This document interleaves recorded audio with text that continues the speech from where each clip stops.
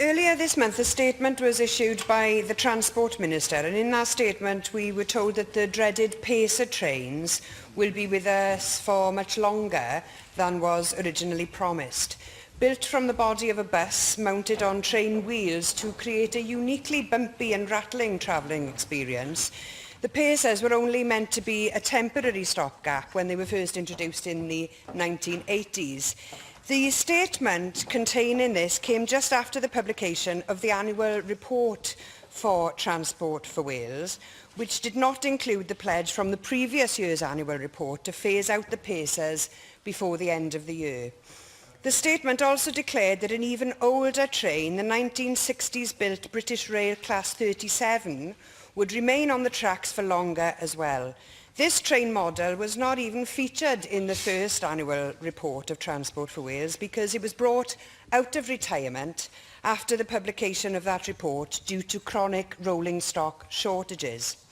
Travelling on these trains that are well past their use-by date does not make for a great travelling experience. I use these trains all the time, and I can testify to others' complaints about overcrowding, missing services and broken down trains that are made on a regular basis by many, many people.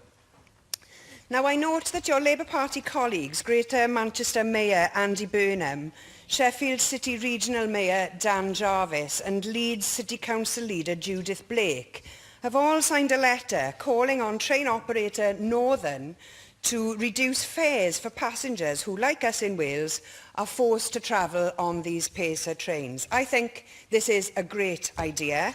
Will you and your Cabinet colleague with the Transport Brief be standing shoulder to shoulder with your party colleagues in putting the interests of passengers before profit? Can we have a statement from the Transport Minister outlining by how much passengers can expect their fares to be reduced while we wait for the basic public transport service that we deserve? Presiding Officer, I think that the First Minister did answer some of these questions during his exchange with the leader of Plaid Cymru this afternoon. But just to repeat, the stock to which Leanne Wood refers will be phased out early in the new year. They're being kept on the lines at the moment to maintain capacity.